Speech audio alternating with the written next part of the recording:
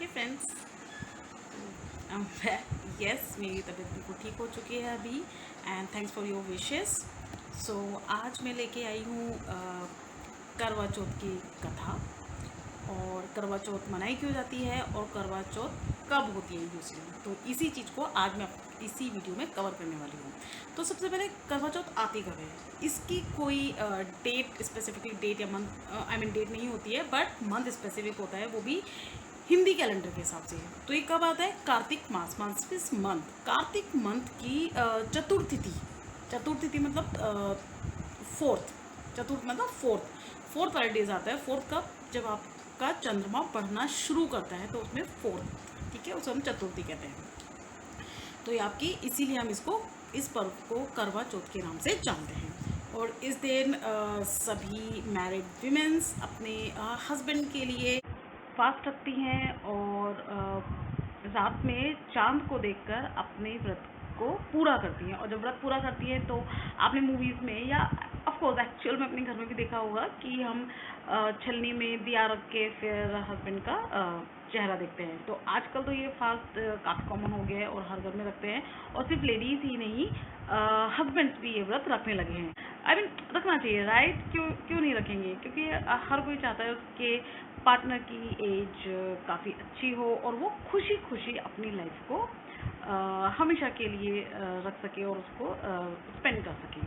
तो ये तो मैंने आपको बता दिया करवा चौथ कब आता है और इसका महत्व क्या है। तो चलिए जल्दी से शुरू कर देते हैं करवा चौथ के पीछे की कहानी।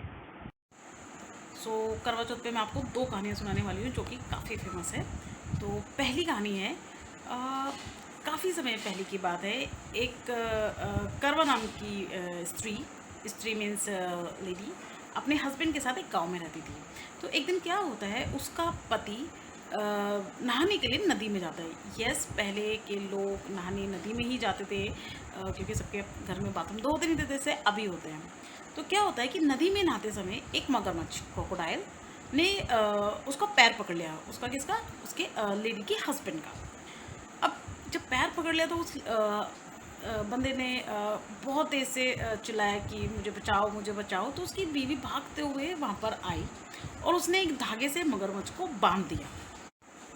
मगरमच्छ के खाने के चक्कर में करवा के हस्बैंड की डेथ हो गई। उनको यमलोक जाना था, तो करवा पहले से ही मगरमच्छ को धागे से बांध चुकी थी, तो वो अपने शरीर से ही थी।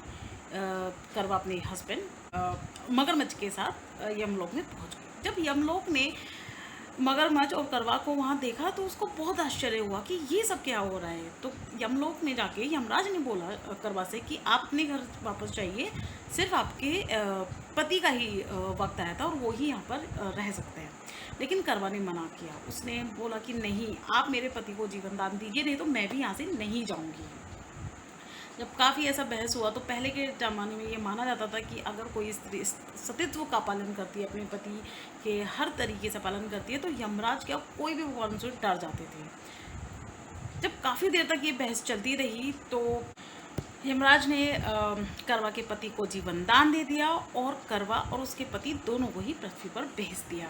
तो तभी से करवा चौथ का व्रत सब औरतें रखने लगी हैं, और ऐसा भी कहा जाता है और सभी सुहागने इस दिन करवा माता से प्रार्थना करती हैं कि हे करवा माता, जैसे आपने अपने पति को मृत्यु के मुंह से वापस निकाल लिया है, वैसे ही मेरे भी सुहाग की रक्षा कीजिए। तो पहली कहानी यही समाप्त होती है हमारी।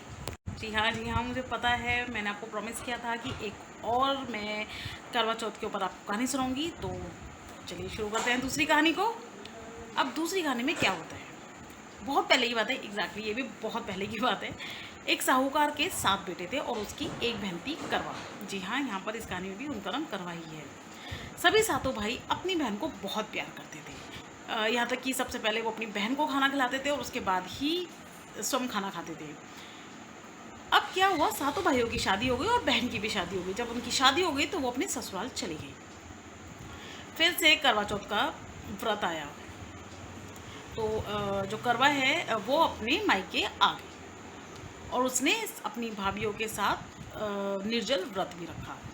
शाम को जब सब भाई अपना व्यवसाय व्यापार बंद करके घर आए तो देखा कि बहन बहुत ही दुखी है। और भूखी प्यासी है और कमज़ोर लग रही है। अब सातों भाइयों ने अपने हाथ मुंह धो के वो खाने के लिए बैठ गए और भाभीियों ने सबको खाना परोस भी दिया। और उन्होंने करवा से भी कहा कि तुम खाना क्यों नहीं खा रही हो।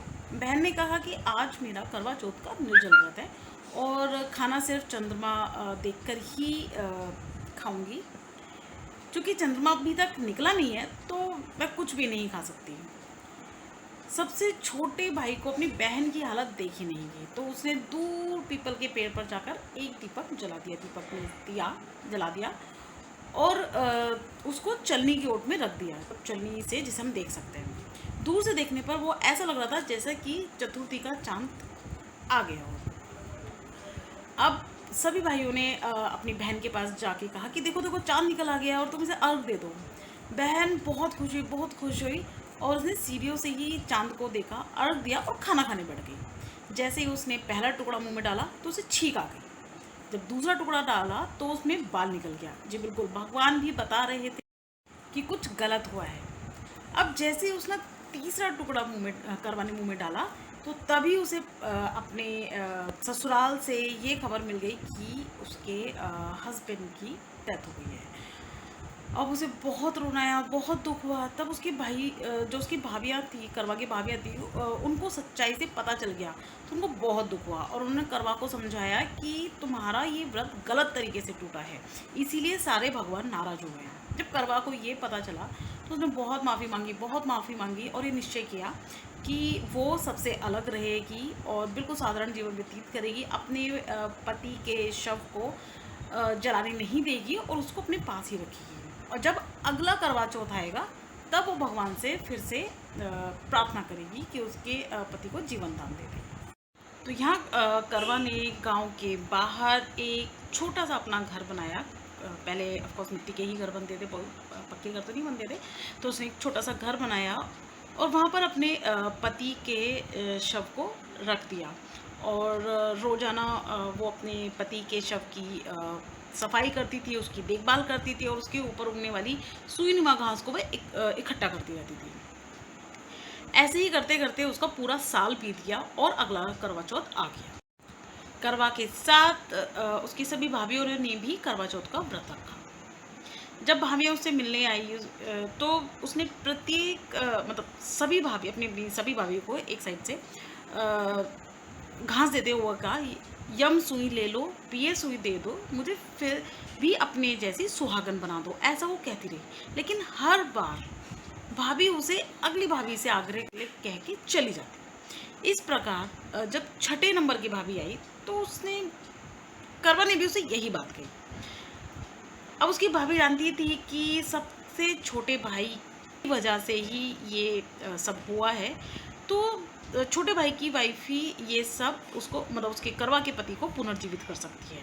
तो उसने करवा को ये समझाया कि जब सबसे छोटी भाभी सातवीं भाई की वाइफ तुम्हारे पास आएगी तो उसको बिल्कुल ऐसे ही कहना और उसे मिन्नत करना और उसको ये वाली, तो तुम्हारी सबसे छोटी भाभी में ही इतनी शक्ति है कि वो तुम्हारे पति को दोबारा से जीवित कर सके। और अगर वो ऐसा ना करे और जब तक वो ऐसा ना करे उनके पैर बिल्कुल मत छोड़ना।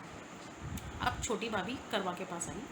करवा ने भी उनसे फिर से बोला, यम सुई ले लो, पिए सुई दे दो, मुझे भी अपनी जैसी सुहागिन बना दो।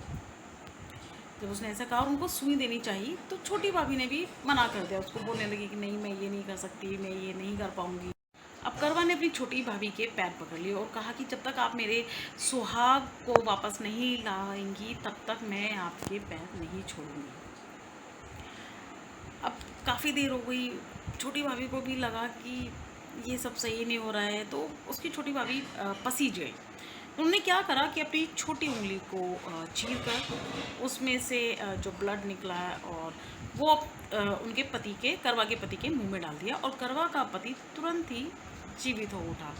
इसी प्रकार प्रभु कृपा से उनकी छोटी भाभी के माध्यम से ही करवा को अपना सुहाग मिल गया है। तो आप सभी मेरे साथ दोहराइए, हे माँ गौरी, जिस प्रकार करवा को चिर सुहागन का वरदान आपसे मिला है वैसे ही सभी सुहागिनों को मिले। तो इसी के साथ मेरी करवा चौथ की दूसरी कथा भी यहीं समाप्त होती है। करवा चौथ की आरती मैं डिस्क्रिप्शन बॉक्स में लिख दूँगी, तो आप बिल्कुल आरती अपने अपने हिसाब से जैसे भी आप गाना चाहते हैं वैसे ही गाइए।